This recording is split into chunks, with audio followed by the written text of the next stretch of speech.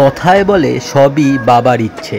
সেই চলতি প্রবাদের আরও একবার প্রমাণ পেলাম এবারের বৈদ্যনাথ ধাম যাত্রায়।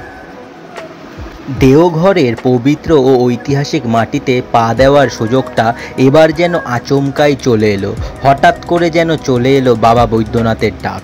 এবারে যাবার ইচ্ছেটা সেভাবে একদম না থাকলেও বাবার টানে সেই ডাককে উপেক্ষা করা কার সাধ্য। এই ভিডিওতে আমি আপনাদের সামনে তুলে ধরব কম খরচে দেওঘর ঘোরার সমস্ত তথ্য, তাই শেষ পর্যন্ত দেখুন এই ভিডিও।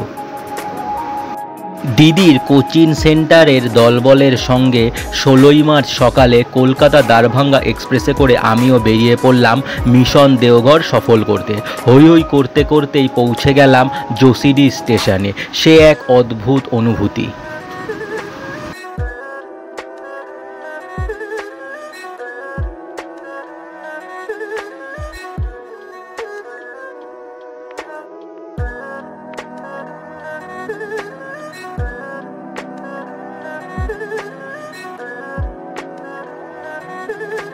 জোশিডি স্টেশনের বাইরে বেরিয়ে আমি একটু অবাকই হলাম।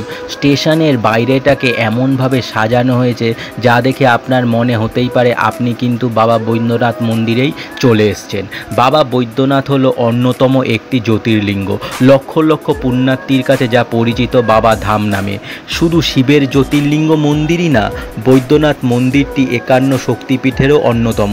এখানে সতীর হৃদয় পড়েছিল বলেই বিশ্বাস ভক্তদের।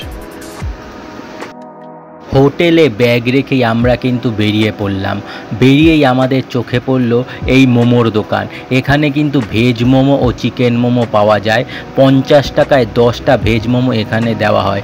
এখানে কিন্তু চিকেন মোমোর থেকেও ভেজ মোমোর টেস্ট অসাধারণ। আমি কিন্তু প্রতিদিন সন্ধ্যায় পেট পুরে এই ভেজ মোমো খেয়েছি। মন্দিরের কিছুটা আগে রাস্তার ওপরেই কিন্তু এই ভাইয়ের দোকান। এই ভাই কিন্তু খুব যত্ন সহকারে মেয়োনিজ চাটনি দিয়ে আমাদের এই ভেজ মোমো সরবরাহ করেছে। আর মোমোগুলো কিন্তু বেশ গরম, আকারে একটু ছোট হলেও কিন্তু এর টেস্ট অসাধারণ। তাই আপনারা যদি দেওঘর গিয়ে থাকেন তাহলে এই ভাইয়ের কাছে কিন্তু একবার এই মোমো খেয়ে দেখতে পারেন।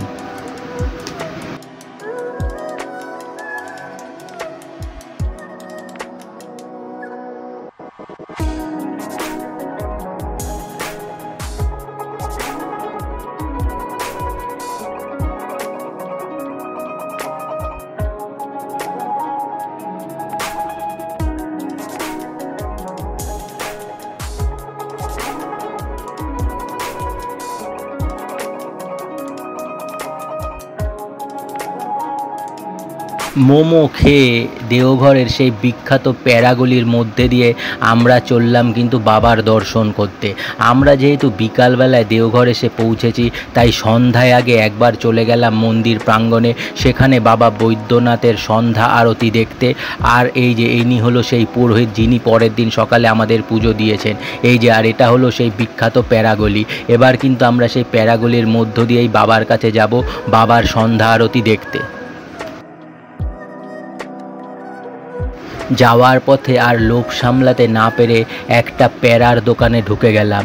দেওঘরের প্যারা তো বিখ্যাত, তাই আগেই একটু স্বাদ করে নিলাম।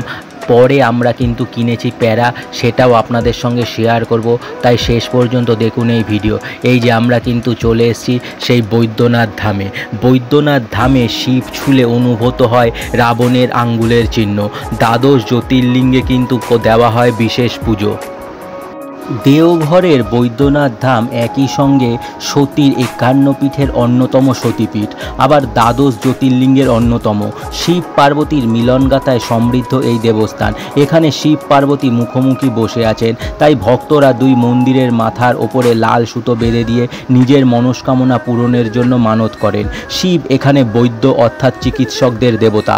রাখাল বালক বৈজু তার দেখাশোনা করতেন বলে তিনি বৈজনাথ। আবার পৌরাণিক কাহিনী অনুসারে রাবণ তাকে এখানে এনেছিলেন বলে তিনি রাবণেশ্বর। রাবণের নিত্য পূজায় খুশি হয়ে শিব স্বয়ং তার সঙ্গে কৈলাস ছেড়ে লঙ্কায় যেতে রাজি হন। শর্ত একটাই, মাথায় করে নিয়ে যেতে হবে, আর পথে কোথাও রাখা যাবে না। শিব কৈলাস ছেড়ে যাচ্ছেন শুনে পার্বতী এক ফন্দি করলেন। পার্বতীর নির্দেশে স্বয়ং বরুণদেব আচমনের জলে রাবণের উদরস্থ হলেন। এবার সেই গঙ্গার জলে প্রসাব রূপে বের হতে চাইলে রাবণ পড়লেন মহাবিপদে। এবার শ্রীবিষ্ণু রাখাল সেজে হাজির রাবণের সামনে। তাকে শিলাটি ধরতে দিয়ে রাবণ বসলেন শৌচকর্মে। রাবণ যতক্ষণ শৌচ সেরে ফিরে এলেন ততক্ষণে বালক আর শিবকে ধরে রাখতে পারেননি। রাবণও আর শিবকে সেখান থেকে তুলে লঙ্কায় নিয়ে যেতে পারলেন না। রাবণ শিবকে মাটি থেকে তুলতে না পেরে তার মাথায় আঘাত করলেন। আজও এখানে শিবের মাথায় হাত বোলালে রাবণের আঙ্গুলের চিহ্ন অনুভূত হয়। প্রতিদিন ভোর 4টে মন্দির খোলা হয়। প্রথমে পাণ্ডারা শুধুমাত্র জল দিয়ে পুজো করেন। এরপর ষোড়শোপাচারে সরকারি পুজো হয়।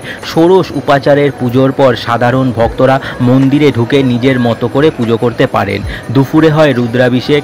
বিকেলে মন্দির চত্বরে প্রতিটি মন্দিরের গর্ভগৃহ থেকে গোটা চাতাল জল দিয়ে ধুয়ে ফেলা হয়। সাজের বাতি জ্বলে উঠলে বৈদ্যনাথ পার্বতী সহ সমস্ত মন্দিরে শুরু হয় সন্ধ্যারতি। সেই দৃশ্য চাক্ষুষ করতে ভক্তের স্রোত উপচে পড়ে মন্দির চত্বরে। শুধু শিবের জ্যোতির্লিঙ্গ মন্দিরই না, বৈদ্যনাথ মন্দিরটি 51 শক্তিপীঠেরও অন্যতম। এখানে সতীর হৃদয় পড়েছিল বলেই বিশ্বাস ভক্তদের। সেই কারণে এই অঞ্চলকে হৃদয়পীঠও বলা হয়। এখানে দেবী সতী জয় দুর্গা নামে পরিচিত। দেবী ভাগবত পুরাণ, কুব্জিকা তন্ত্র, কালিকা রহস্য, মুন্ডমালা তন্ত্র ও রুদ্রজামলে বৈদ্যনাথ ধামকে শক্তিপীঠ হিসাবে উল্লেখ করা হয়েছে। তন্ত্র সাধনার ক্ষেত্র হিসাবেও দাবি করা হয়েছে।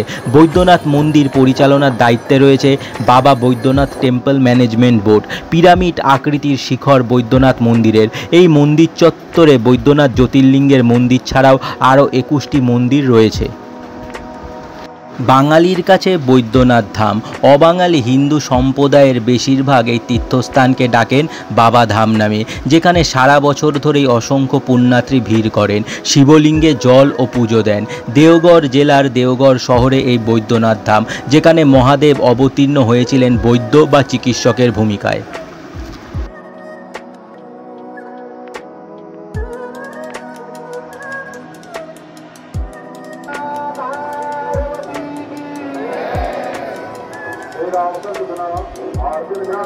বাবা বৈদ্যনাথ এখানে এসে রাবণকে সুস্থ করে তুলেছিলেন। শিবপুরাণের কোটিরুদ্র সংহিতায় বৈদ্যনাথ জ্যোতির্লিঙ্গ সম্পর্কে বলা আছে বৈদ্যনাথং চিতা ভূমৌ। প্রাচীনকালে বৈদ্যনাথ মন্দিরের কাছে একটি শ্মশান ছিল, সেই কারণে একথা বলা হয়েছে বলেই মনে করেন শাস্ত্রজ্ঞরা। হিন্দু শাস্ত্রমতে অরিদ্রা নক্ষত্রের রাতে ভগবান শিব জ্যোতির্লিঙ্গ রূপে আবির্ভূত হয়েছিলেন। মন্দির চত্বর জুড়ে ছড়িয়ে রয়েছে আরও 21টি মন্দির। এখানে কিন্তু বিভিন্ন দেবদেবীর মন্দির রয়েছে। কালভৈরব মন্দির যেমন রয়েছে তেমনই কিন্তু রয়েছে বজরংবলীর মন্দির। এখানে কিন্তু আবার 51 শক্তিপীঠের একটা পীঠও রয়েছে, যেখানে কিন্তু সতীর হৃদয় পড়েছিল, যাকে বলা হয় সতীর হৃদয় পীঠ। একদিকে যেমন বাবা বৈদ্যনাথ অবস্থান করছে, তার উল্টো দিকে অবস্থান করছে কিন্তু শক্তিপীঠের অন্যতম সতী পীঠ, আর উল্টো দিকেই অবস্থান করছে এই 21টি মন্দির, যার মধ্যে রয়েছে বজরংবলী মন্দির, কালভৈরব মন্দির এবং আরও অনেক বেশ কয়েকটি মন্দির। বলা হয়ে থাকে এখানেই সতীর হৃদয় পড়েছিল, তাই এই অঞ্চলকে হৃদয়পীঠ বলা হয়। বৈদ্যনাথ মন্দিরটি কিন্তু 51 শক্তিপীঠেরও অন্যতম। এখানেই কিন্তু সতীর পুজো করা হয়। বিকাল বিকাল মন্দির চত্বরে ঢুকে বাবার দর্শন এবং বাবার সন্ধ্যারতি সেরে নিয়ে আমরা কিন্তু পরের দিনের পুজোর প্ল্যানটাও সেরে নিলাম। পরের দিন সোমবার বলে আমরা কিন্তু বেশ সকাল সকাল রওনা দিয়েছিলাম বাবার মাথায় জল ঢালতে, তাও কিন্তু আমি আপনাদের সামনে তুলে ধরবো। আর আপনারা সোমবার খুব তাড়াতাড়ি কিভাবে পুজো দিতে পারেন তাও আপনাদের সঙ্গে শেয়ার করব আমি আমার পরের ভিডিওতে। এবার কিন্তু আমরা সোজা চলে গেলাম এই আম্বার রেস্টুরেন্টে, যেখানে কিন্তু পিওর ভেজ খাবার পাওয়া যায়। যায়। এখান থেকে কিন্তু আমরা সেদিন সেরে নিয়েছিলাম আমাদের ডিনার সেরে আমরা কিন্তু সোজা চলে গিয়েছিলাম আমাদের হোটেলে। আমরা কোন হোটেলে ছিলাম সেটাও আপনাদের দেখাবো, আর সেখানে কত টাকা নেওয়া হয়েছে সেটাও আপনাদের সামনে তুলে ধরবো। আমরা যেই হোটেলে ছিলাম সেখানেও কিন্তু একটা রুফটপ রেস্টুরেন্ট রয়েছে, তাও আপনাদের সঙ্গে শেয়ার করব। তার আগে দেখে নিন আমরা সেদিন যেই রেস্টুরেন্টে খেয়েছি সেখানকার ভিউ। এটা হলো আম্বার রেস্টুরেন্ট। মন্দির থেকে বেরিয়ে হাতের ডান দিকেই কিন্তু এই রেস্টুরেন্টটা রয়েছে। এখানে কিন্তু থালি, ধোসা এবং বিভিন্ন ধরনের আইটেম, এছাড়া রুটি, নান সব কিছুই পাওয়া যায়। এই যে দিদিরা কিন্তু বসে রয়েছে। আমরা কিন্তু সেদিন অর্ডার দিয়ে দিয়েছিলাম রুটি, ভেজ, এছাড়াও কিন্তু পনির।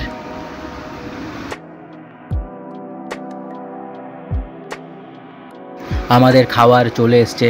এই যে রুটি, তড়কা, এদিকে কিন্তু মিক্সড ভেজ আর পনির। ডলসি কিন্তু আবার অর্ডার করেছিল নান। খাবারগুলো কিন্তু যথেষ্ট ভালো, কিন্তু টেস্ট একটু আলাদা। আসলে এখানে কিন্তু সাউথ ইন্ডিয়ান খাবারের একটা প্রভাব রয়েছে। এই যে এবার কিন্তু আমরা চলে এসেছি আমাদের হোটেলে। এটা হলো আমাদের হোটেল। এখানে কিন্তু এক একটা রাতের জন্য ভাড়া নেওয়া হয়েছিল 2500 টাকা। এই হোটেলের নাম হলো সারদা ইন। যেই রোড দিয়ে বাবা বৈদ্যনাথ ধামের দিকে যেতে হয়, এই দিকে কিন্তু স্টেশন, আর এর উল্টো দিকে কিন্তু বাবা বৈদ্যনাথ ধামের মন্দির। সেই রোডের ওপরেই কিন্তু এই হোটেল। এখানে কিন্তু লিফটের ব্যবস্থা রয়েছে, আর এটা কিন্তু পুরো 5 তলা, আর সবার ওপরে কিন্তু রয়েছে এখানে রুফটপ একটা রেস্টুরেন্ট। এখানে কিন্তু আপনারা যদি বয়স্ক নিয়ে আসেন তাদের জন্য লিফটের ব্যবস্থা রয়েছে। হোটেলের ঘরগুলোও বেশ ভালো। এছাড়াও কিন্তু হোটেলের ঘরে বিভিন্ন ধরনের পরিষেবা রয়েছে, আর এখানকার রেস্টুরেন্টের খাবারও কিন্তু ভালো। আমরা কিন্তু লাস্ট দিন এখানকার রেস্টুরেন্ট থেকেই খাওয়া দাওয়া করেছি। সেই সমস্ত কিছু আপনাদের সঙ্গে তুলে ধরবো। এই যে এটা হলো হোটেলের সেই সিঁড়ি। এছাড়াও কিন্তু এখানে রয়েছে লিফট, এর উল্টো দিকে রয়েছে লিফট। এবার কিন্তু আপনাদের সামনে তুলে ধরবো আমাদের সেই হোটেলের ঘর। আমার এই ভিডিও ভালো লেগে থাকলে এখনই সাবস্ক্রাইব করুন আমার চ্যানেল। আর এর পরের ভিডিওতে আমি আপনাদের দেওঘরের আরও বিভিন্ন জায়গার ভিডিও আপনাদের সামনে তুলে ধরবো। তাই আমার এই চ্যানেল এখনই সাবস্ক্রাইব করে নিন, কারণ আগামী দিনে এমনই বিভিন্ন ভিডিও আসতে চলেছে। হোটেলের গায়ে কিন্তু বেশ সুন্দর সুন্দর স্থাপত্য, ভাস্কর্য আর পেন্টিং ছিল। আর এই যে এটা হলো আমাদের ঘর। এটা কিন্তু এসি ঘর আর 3 বেডের ঘর, যার ভাড়া নিয়েছিল 2500 টাকা। এখানে কিন্তু একটা সোফা রয়েছে, এখানে কিন্তু একটা সিঙ্গেল বেড, একটা ডবল বেড রয়েছে। এছাড়াও এখানে একটা টিভি লাগানো রয়েছে আর এসি রয়েছে। এসিটা কিন্তু খুব ভালো, একটু চালালেই একদম চিল্ড ঠান্ডা হয়ে গিয়েছিল। এছাড়াও কিন্তু এই ঘরে রয়েছে আর একটা কভার, যেখানে আপনারা জামা কাপড় রাখতে পারবেন। এছাড়াও এখানে কিন্তু দেওয়া হয়েছিল, আমাদের কিন্তু দেওয়া হয়েছিল একটা কিট, যেই কিটের মধ্যে ছিল সাবান, শ্যাম্পু আর ব্রাশ। আর এটা হলো এখানকার বাথরুম। এই যে এখানে কিন্তু বেসিন রয়েছে, আর এখানে কিন্তু গিজারও রয়েছে। আমরা যেহেতু গরমে গিয়েছিলাম তাই গিজারের ব্যবহার করতে আমাদের লাগেনি।